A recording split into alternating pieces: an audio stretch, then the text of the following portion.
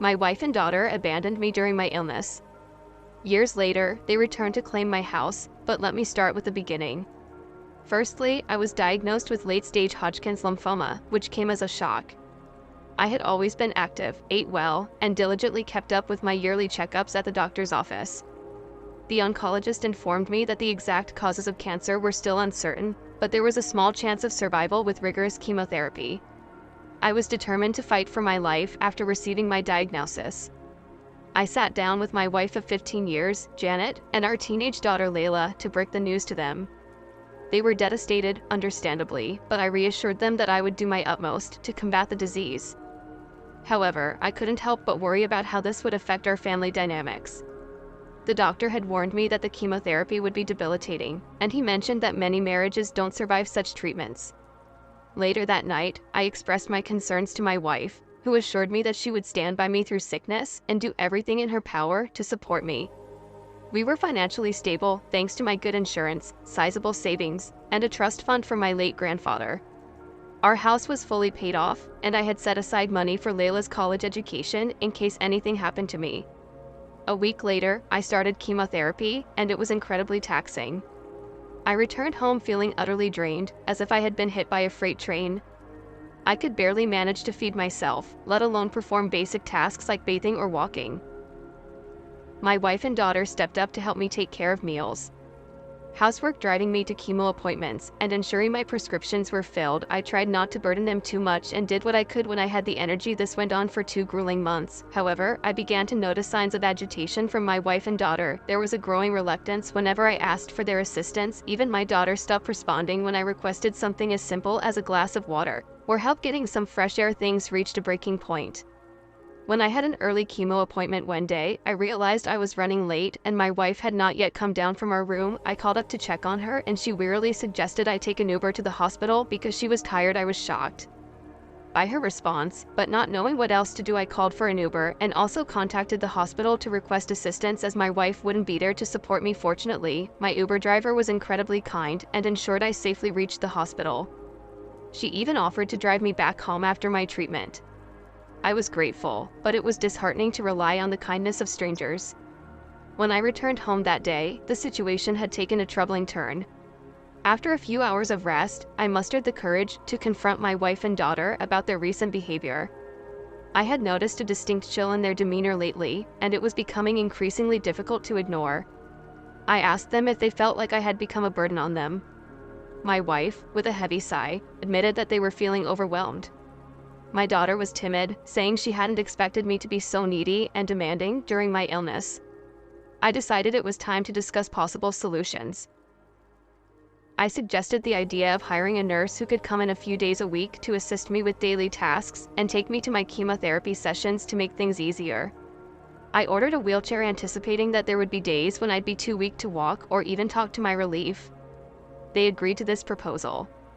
I contacted the hospital for recommendations, and they sent me a nurse who was both sweet and stern.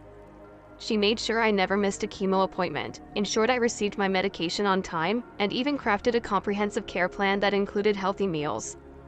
Everything seemed to be improving, as the doctors were pleased with my progress.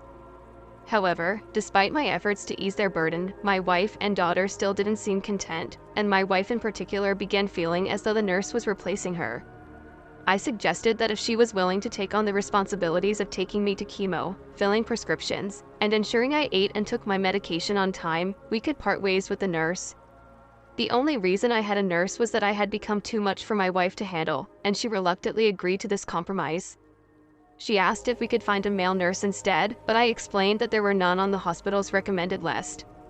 The nurse we had was chosen for her experience with cancer patients and her understanding of my specific needs.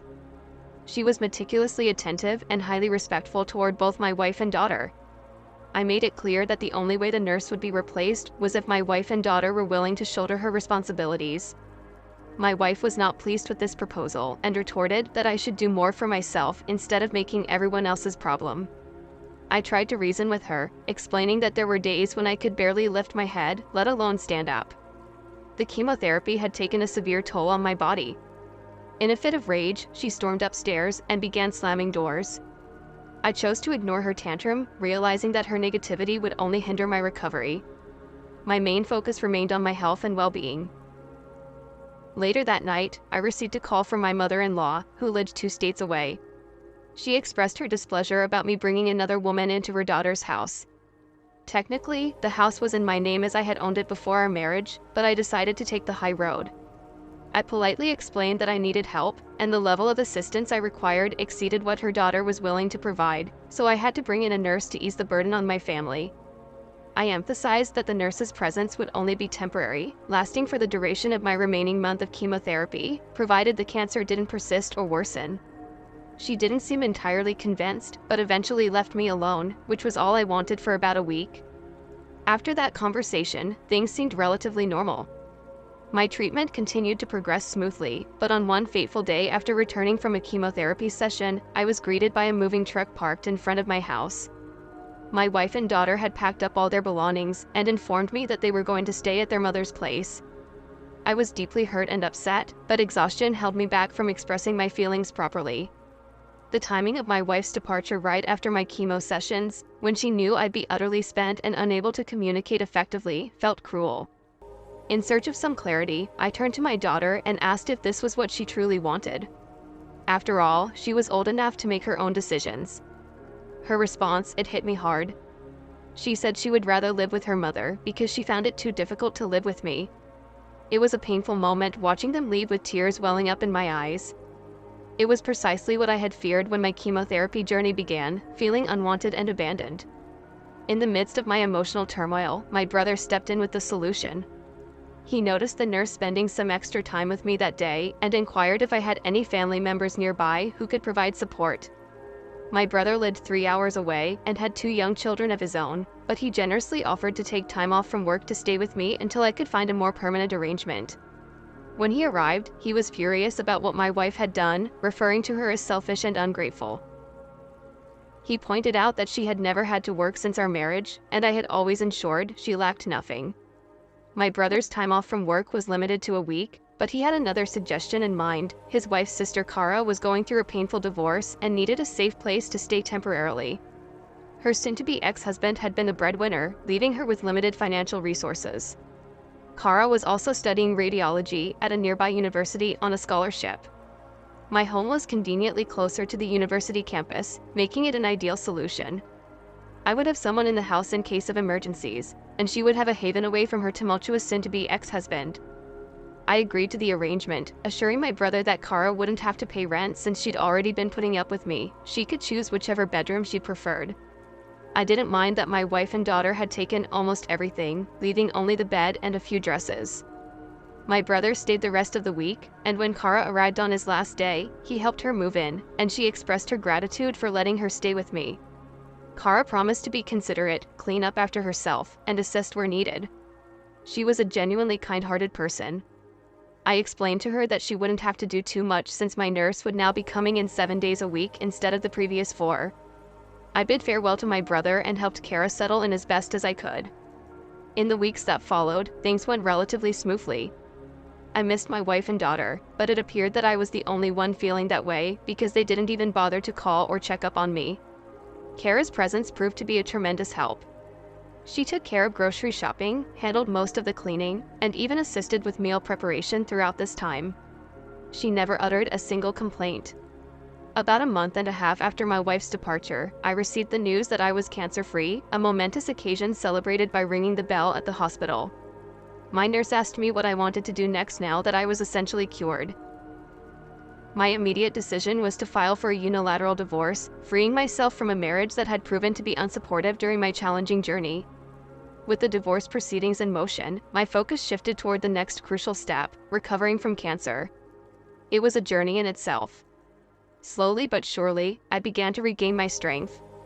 My hair grew back, my scar started to heal, and I was putting on weight. I stuck to my healthy meal regime for the most part, but I allowed myself some cheat days to savor the favorite meals I had missed during my illness. It's been 6 months now since I've been declared cancer-free, and I believe I'm finally ready to move on with my life. I made a call to my old job, and they're willing to rehire me for remote work if I choose to return. I think I'll take them up on the offer because I'm planning to move away while I have an attachment to my house. There are too many painful memories here. I yearn for a fresh start with something smaller. My wife doesn't know it yet, but I'm planning to give the house to Kara. She came here for me when I was at my lowest, showing immense kindness, even though we were practically strangers. I'm free to sell it if she wishes. I no longer want anything to do with it, especially if it means my wife or daughter could lay claim to it. My new place is in a quiet neighborhood in the countryside, and I'm eagerly looking forward to this new beginning. Update number 1. Hey, wife and daughter. It's been over a year since my initial diagnosis, and I've settled into my new place and neighborhood nicely. There are plenty of friendly folks around here, and I've made friends with my neighbors, including Dorothy, who lives across the way. She's a widow who lives alone with her kids, scattered across the country, visiting only during Christmas and her birthday. Dorothy invited me to her porch for drinks and conversation, and she shared the heartbreaking story of losing her husband to lung cancer. She emphasized how important life insurance was for her family's financial security. During our conversation, I opened up about what happened with my wife and daughter. Surprisingly, I still hadn't heard a word from them, but I've come to terms with it. I've been spending my time pursuing new hobbies, particularly woodworking, and I'm starting to build up a collection of tools. One day, when I returned from a hardware store, Dorothy informed me that she had noticed some people hanging around my house. Fortunately, they didn't do anything harmful or steal anything, but they did approach the door, knock it a few times, wander around the house, and eventually wait in their cars. Dorothy considered calling the sheriff's office, but decided against it as she thought they might be family. I asked her to describe them, and her description matched my wife and daughter. I couldn't fathom how they had found my new residence, as only my brother and his wife knew my current address. It left me wondering why they were looking for me after leaving almost a year ago without looking back. Dorothy assured me that if they returned, I shouldn't come out, and she would handle the situation. Frankly, I had no desire to interact with them after they abandoned me when I was at my lowest point. Later that night, I called my brother, who informed me that my wife and daughter had been harassing Kara and her roommate at my old house. Fortunately, Kara had documented proof that the house was now in her name, and she had explained that she had bought it for me, a smart move on her part. One felt bad that Kara had to go through this ordeal because of my family, so I called her directly to apologize. Hopefully the next time they come around I can resolve the situation for good. As for my wife, I'm not sure if she's aware of the unilateral divorce. My lawyer sent a copy to her mother's house, but it's possible they mistook it for junk mail. Regardless, I've reached a point where I no longer care. She and I are no more. Update number 2. My wife and daughter showed up at the house again, but this time it was earlier in the day while I was working. I heard the knock and decided to check the security cameras, and sure enough, it was them. My ex-wife looked just as I remembered her, but Layla had grown significantly. She was practically a young woman. I followed the plan. Dorothy and I had discussed staying inside but moving closer to the door to hear them better. Dorothy, ever the good neighbor, came over to greet them and introduced herself.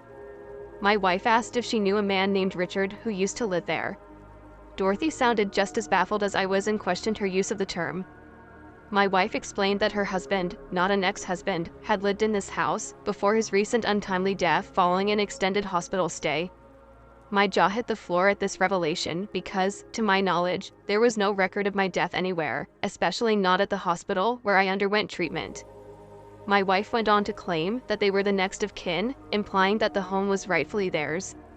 Dorothy informed them that someone named Richard did live there for a while, but clarified that he was a divorcee. She also shared that during our time as neighbors, I informed her that my wife had left me and I had filed for a unilateral divorce. Dorothy added that, as far as she knew, I intended to bequeath all my assets to charity since I had no other family besides my brother. This was why she found it strange to see 2 women snooping around my house. The conversation fell into an uncomfortable silence before Dorothy inquired if they had a death certificate or will. They replied in the negative.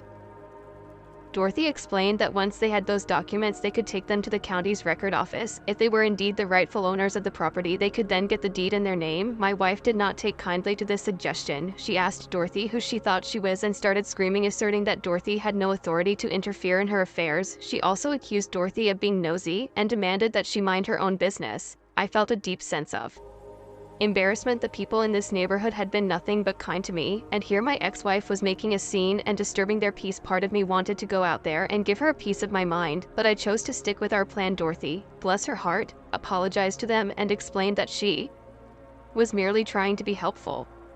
She returned to her own home, and shortly after my ex-wife and daughter left after finishing work, I went over to Dorothy's place to apologize.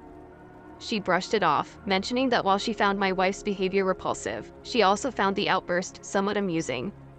I wish I could agree with her, but I knew my wife could be hot-tempered when upset.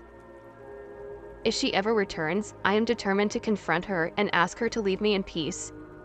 Yesterday, I was sitting in my home office when I heard a loud crash rushing out to the living room. I found my front window smashed, and people were outside screaming. I thought there might be a maniac on the loose, and it turns out I wasn't entirely wrong. It was my ex-wife. She had smashed my window, and my neighbors were out there trying to stop her. Apparently, she had been causing a ruckus for a while, but I hadn't heard it because I had my noise-canceling headphones on while doing some QA work.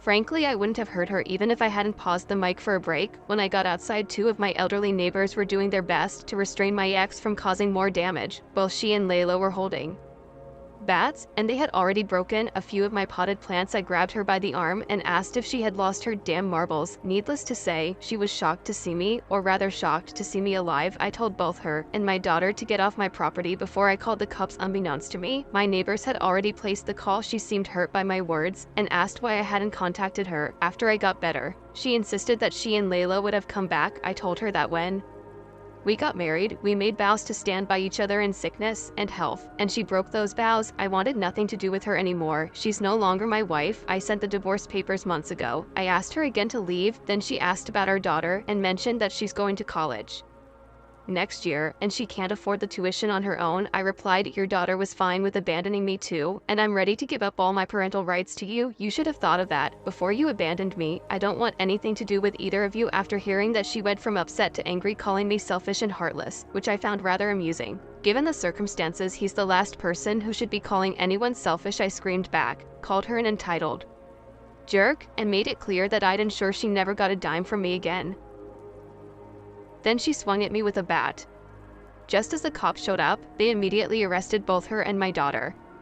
They asked if I wanted to press charges, and of course I did. My ex and daughter started crying loudly as they were loaded into the back of the police car, but I felt no sympathy for them. I had everything that happened on camera, including my wife smashing the window, and I had already submitted it to the police.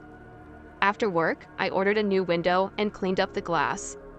Someone will be coming to deal with it tomorrow, but for now, a rigged-up tarp is keeping out the elements. Dorothy gave me some buckets to put my plants in until I could replace the pots. Curious about what had brought my ex-wife back, I did some digging, and it turns out her mom passed away 2 months ago, and they found out that the house they had been staying in didn't belong to her or her husband. It belonged to his cousin. The cousin decided to kick them out because he wanted to sell it with both of my ex-wife's parents now gone. She and our daughter sold most of their parents' belongings and had been living in a motel for a while. When they came back to our old home and saw Kara there, they assumed I had died and went snooping around for recordings of my assets and purchases, which is how they found me. Anyhow, they're being charged with vandalism, attempted break-in, and attempted assault. Since Layla is a minor, she's getting community service, but my ex-wife is going to serve some time as this was obviously premeditated. I'm thinking about getting a restraining order too. At least for now, I won't have to worry about her again for a good long while.